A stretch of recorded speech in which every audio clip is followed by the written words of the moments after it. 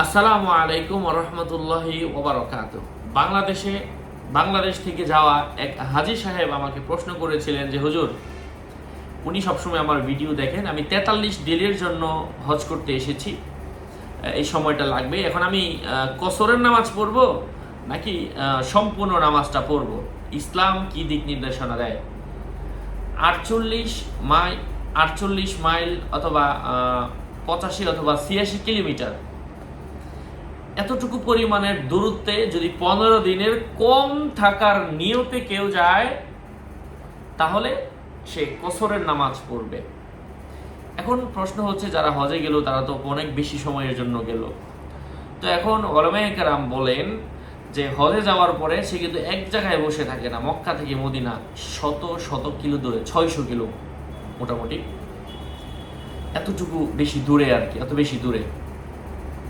আচ্ছা, যাই হোক, এখন দূরত্ব বেশি হওয়ার কারণে, হ্যাঁ, যখন দূরত্ব বেশি যদি দূরে হয়ে যায়, তারা এক জায়গায় কিন্তু থাকে না, এখানে কয়দিন ওখানে কয়দিন, বিভিন্ন জায়গায়। তো সব জায়গায় আমি বিভিন্ন লোকের সাথে কথা বলেছি, যদি 15 দিনের কম সময় করে থাকে, সচরাচর 15 দিনের কমই থাকে, এত বেশি থাকে না। যখন 15 দিনের কম সময় থাকবে, তখন সে কসরের নামাজে পড়বে।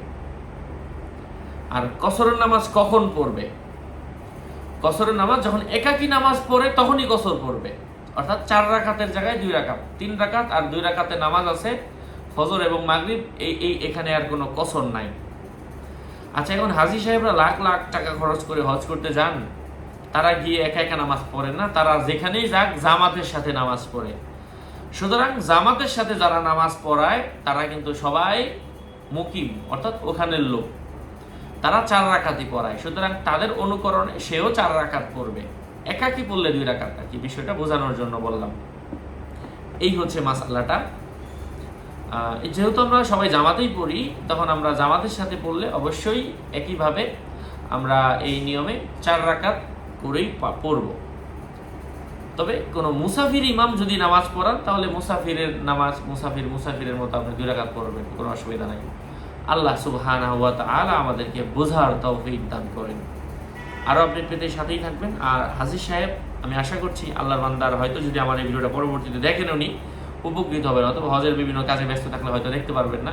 আমি দোয়া করি আল্লাহ পাক কবুল করেন, এবং আমার এই মাসালাটা জানানোর মাধ্যমে উনি যদি উপকৃত হয়ে থাকেন, এবং এর মাধ্যমে যদি আরও কিছু হাজী সাহেব উপকৃত হয়ে থাকেন, আলহামদুলিল্লাহ, যথার্থ। এখানে আমি আর সাবস্ক্রাইব করার কথা হয়তো শুরুতে বলেছি, আর বলবো না।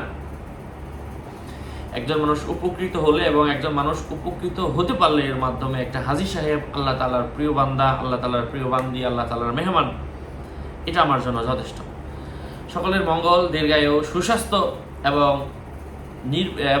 নিরাপদে নিজের দেশে, নিজের কর্মস্থলে ফিরে আসার আকাঙ্ক্ষা ব্যক্ত করে এখানেই শেষ করছি। আসসালামু আলাইকুম ওয়া রাহমাতুল্লাহি ওয়া বারাকাতুহু।